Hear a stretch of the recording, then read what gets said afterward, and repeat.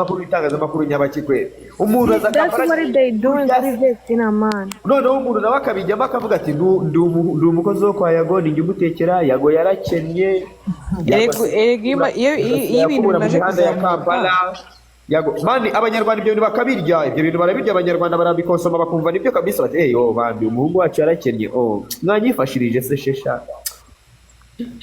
Man, those ngo ngura mu mihanda ya Kampala ndabona bambwira ngo live sigaje umunota umwe ngo sinzi ukundi mubiri bubigenze oya ni twa duteste baguha ari twa dukwizi baguha iyo imaze umwanya bagira ngo barebe nimba ukiri active utaramaroko ni nagakuyemo kagakwizi nagakuyemo n'ubundi baraguha kandi don't rero mwa bantu mwe ngewe kimwe mu bintu cerebral hano ku isi n'ubuzima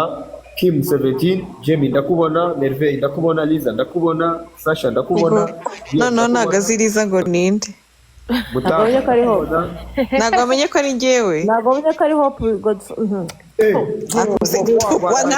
oh my goodness hope akariza sha sheri wanjye bite cyakari komera nshuti yanjye oh my goodness ariko boss this TikTok yamuje n'abantu badange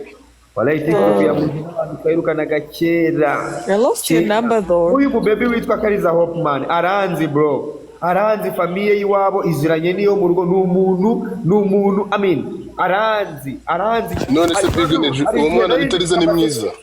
ambasaza Asa Dior, wowe na. ese uyu nguyu ibyo yitekeye ako Dior That's how ntabwo nakibariza makuru yo reka nkubwize ukuri ngewe ijisho ryanjye rireba neza niyo mpamvu ko bajije umuhungu wanjye Tadio ntabwo ndabona igihagararo cyari ku ijwi ryawe